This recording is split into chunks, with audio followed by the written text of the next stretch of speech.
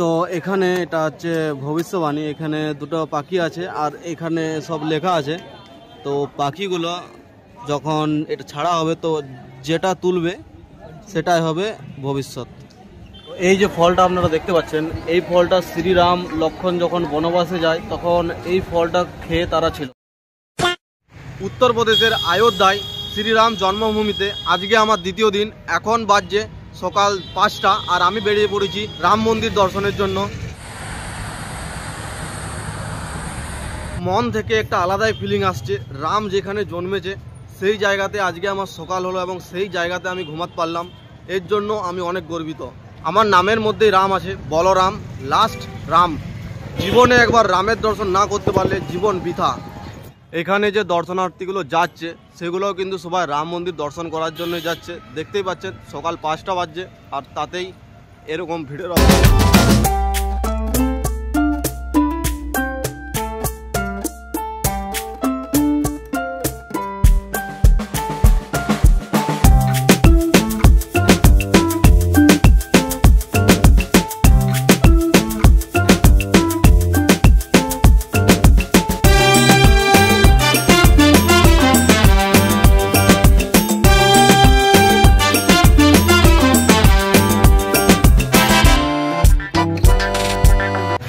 জয় শ্রীরাম।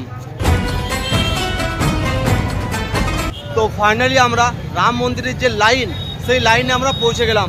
দেখতেই পাচ্ছেন পেছনে কীরকম লাইন তৈরি হয়ে গিয়েছে। এখন সকাল 5:30 বাজছে। সবাই ঠিকঠাক লাইন দিয়েছে কি না রাম মন্দিরে ঢোকার জন্য সেটা দেখার জন্য কিন্তু স্বয়ং হনুমান এসেছে।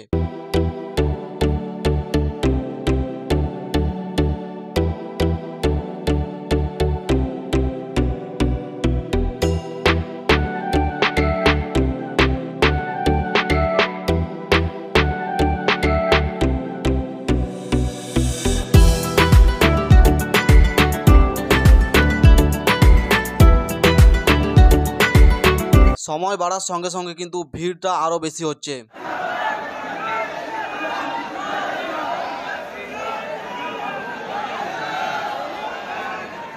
একবার ভিড়টা চেক করুন কি নেক্সট লেভেলের ভিড়।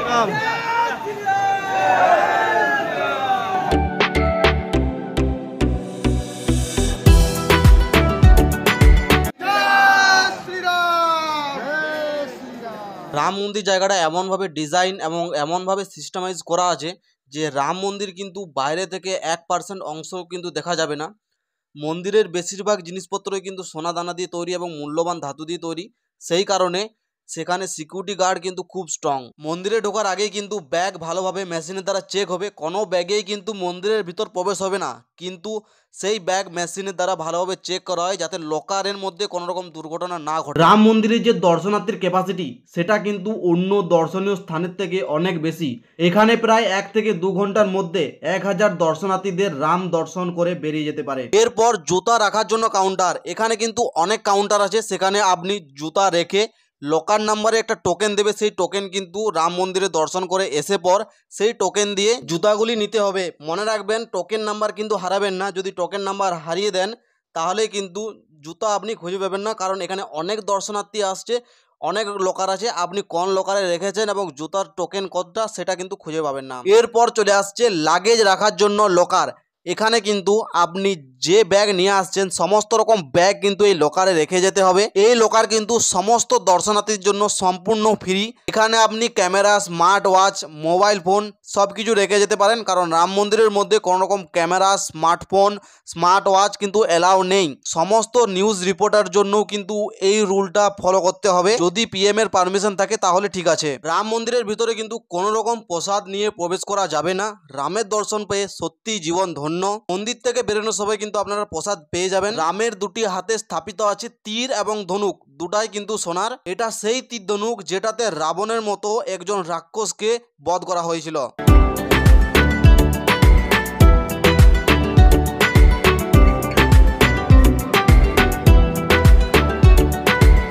এটা হচ্ছে রাম মন্দিরের থেকে বেরোনোর পর ওয়েটিং রুম। এখানে মোবাইলের চার্জিং এরও ব্যবস্থা দেওয়া আছে এবং এখানে দর্শনার্থী বসার ক্যাপাসিটি কিন্তু অনেক বেশি, অনেক বড় হল রুম করা আছে।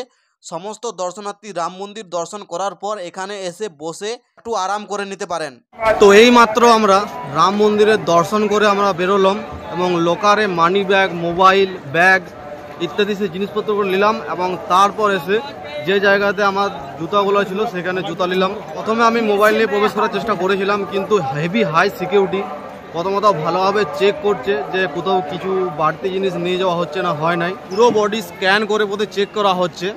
আমার পায়ে একটা রড ছিল, সেই রডটাও ধরা পড়ে গিয়েছে এবং এক্সপ্লেন করার পরে আমাকে ছেড়ে দিয়েছে। মোবাইল কোনোরকমভাবেই মন্দিরের মধ্যে প্রবেশ করা যাবে না।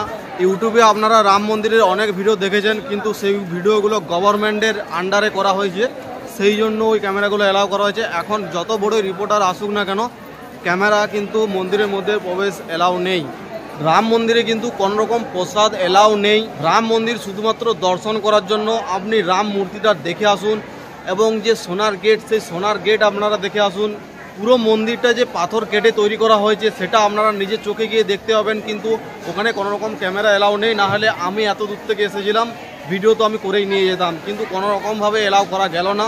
রাম মন্দিরের ভিতরে কিন্তু বাইরের কোনো দর্শনার্থী প্রসাদ না নিয়ে গেলেও বাইরে কিন্তু এরকম প্রসাদ প্যাকেট প্যাকেট করে বাইরে যে দর্শনার্থীগুলো এসেছে তাদের কিন্তু দেওয়া হচ্ছে।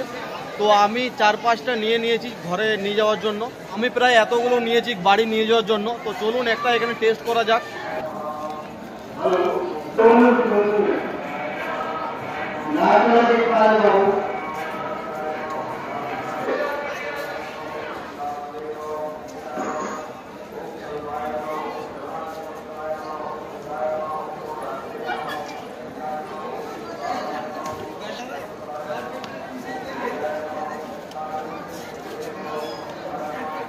প্রসাদটা খুবই মিষ্টি এবং প্যাকেট প্যাকেট করে দেওয়া হয়েছে, তো বাড়ি নিয়ে গেলে কোনো অসুবিধা নাই।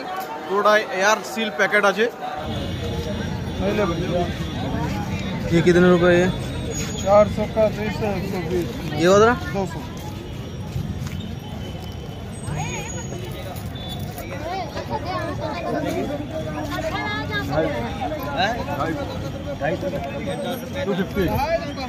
এরপর আমার প্ল্যান হচ্ছে রাম কি প্যারি নদীতে চান করে যে জীবনে পাপ করেছি সেই পাপগুলো ধোবো। তারপর দশরথ মহল গিয়ে একটু ঘোরাঘুরি করব। তারপর অযোধ্যার মধ্যে কম রেটের মধ্যে হোটেল কি কি আছে সেই ভিডিওটা কমপ্লিট করব। তার আগে সকাল থেকে কিছু খাওয়া হয়নি, কিছু খেয়েই নিই। তারপর দশরথ মহল এবং রামপ্যারি যে নদীটা সেখানে চান করব। তো আজ সকালে আমার খাবার হচ্ছে ছোলা ভাটরা। এখানে গোটায় খুঁজে দেখলাম কোথাও মুড়ি নেই, কাল থেকেও মুড়ি পাচ্ছি নি।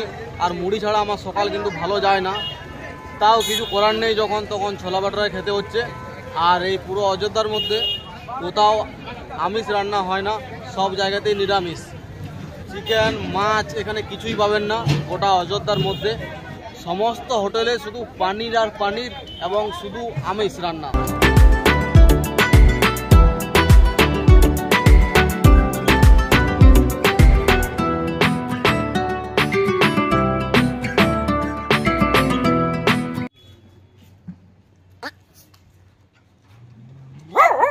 তো খাওয়া দাওয়ার পর আমি বেরিয়ে পড়লাম রাম কি প্যারি ঘাটের জন্য। আমি এখন আছি অযোধ্যার একটা ইলেকট্রিক এসি বাসে। এখন আমরা যাচ্ছি রাম কি প্যারি ঘাট।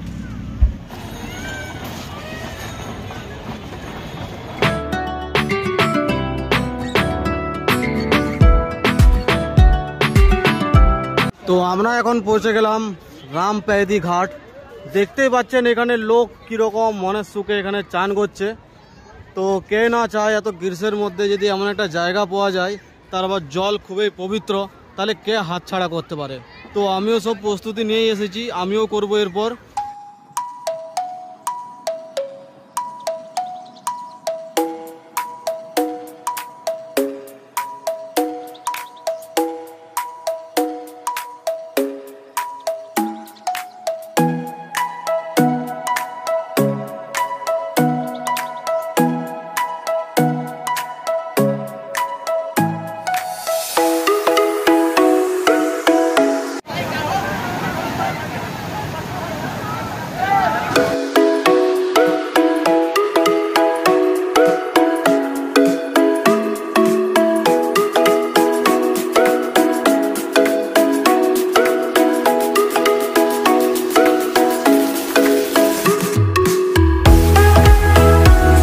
চলুন এই গরমে একটু ঠান্ডার মজা নেওয়া যাক। আর আপনিও যদি অযোধ্যায় এসে এই ঠান্ডার মজা নিতে যান এবং চান করতে যান তাহলে ঘর থেকে একটা গামছা অবশ্যই নিয়ে আসবেন। তো আমি নিয়ে এসেছি, তো চলুন।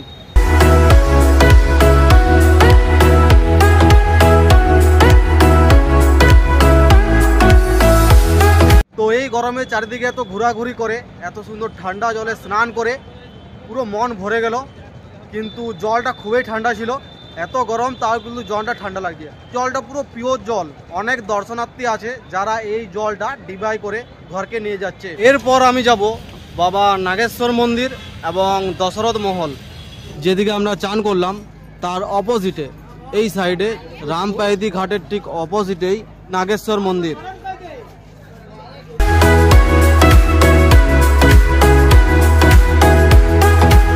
দুপুরে খাওয়া দাওয়ার পর রুমে একটু রেস্ট নিলাম, তারপর বেরিয়ে পড়লাম দশরথ মহল দেখার জন্য।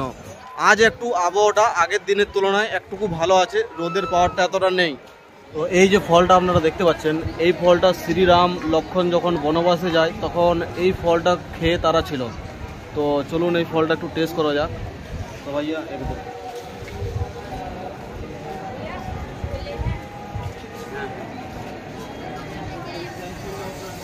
তো এটাই হচ্ছে ফল।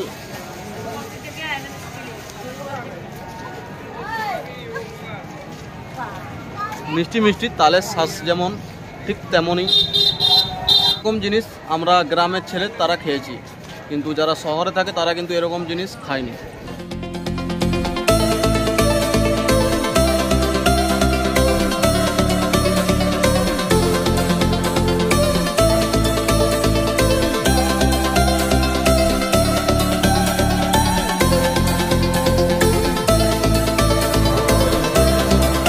এখন আমি আপনাদের যেদিকে নিয়ে যাচ্ছি সেটা হচ্ছে পুরনো রাম মন্দির, সেটার নাম হচ্ছে আমাবা রাম মন্দির। সেখানে রাম প্রথম জন্মগ্রহণ করেছিলেন এবং এখানে তিনি থাকতেন, এবং পরে সেটা আরো ভালোভাবে তৈরি করেছে, সেটার নাম দেওয়া হয়েছে রাম মন্দির। এখন সেখানে স্মৃতি বলতে একটি তীরধনুক বড় করে বানানো আছে, আর এখন তেমন ওই জায়গাটার কেউ যায় না। এখন যেটা বড় রাম মন্দির সেখানেই সবাই যায়। হনুমানগড়ি থেকে যখন আপনারা এদিকে সোজা আসবেন কনক ভবনের দিকে যাওয়ার জন্য, তো এই রাস্তাটা কনক ভবনের দিকে চলে যাচ্ছে, তার পাশেই আপনারা দশরথ ভবন দেখতে পেয়ে যাবেন।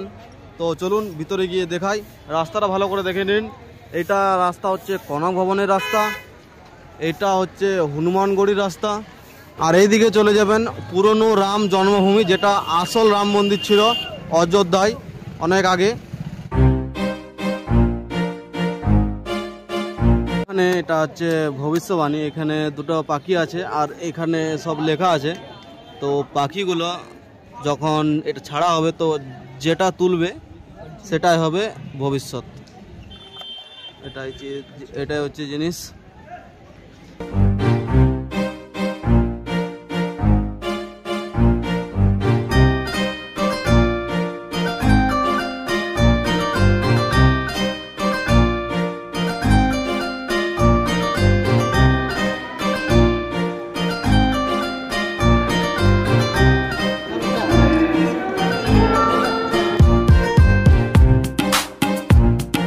তো অযোধ্যার রাম মন্দির থেকে শুরু করে আশেপাশের যে 10টা আরও ঘোরার জায়গা ছিল তার মধ্যে সবগুলোই আমি কমপ্লিট করে ফেলেছি। এছাড়াও কিন্তু অনেক ছোটোখাটো মন্দির অনেক জায়গাতে আছে, কিন্তু আপনারা যদি অযোধ্যা আসার প্ল্যান করেন তো এরকমভাবে করুন, 2 দিনের জন্য ট্যুর করুন, আর যে যে জায়গাগুলো আমি ঘোরালাম সেই সব জায়গাগুলো ঘুরুন। তো আপনাদের ট্যুরটা 2 দিনের মধ্যে কমপ্লিটও হয়ে যাবে আর সব জায়গাগুলো ঘোরাও হয়ে যাবে। এখন সময় বিকেল 5টা আর আমার ট্রেন আছে রাত্রি 9টায়। আজ আমি অযোধ্যা ছেড়ে আমার নিজের বাড়ি চলে যাব। অযোধ্যা শ্রীরামের জন্মভূমি, খুব সুন্দর একটা জায়গা, আপনারা আসুন ঘুরে দেখুন। আজকের ভিডিওটা আমি এখানেই শেষ করছি। আপনাদের কোন পার্টটা সবথেকে বেশি ভালো লাগলো কমেন্ট বক্সে জানাতে ভুলবেন না। আপনার একটা কমেন্ট ও একটা সাপোর্ট আমাকে অনেক মোটিভ করে আরও অন্য অন্য জায়গা যাওয়ার জন্য। তো চলুন, টাটা বাই বাই। শ্রীরামের জন্মভূমি, জয় শ্রীরাম।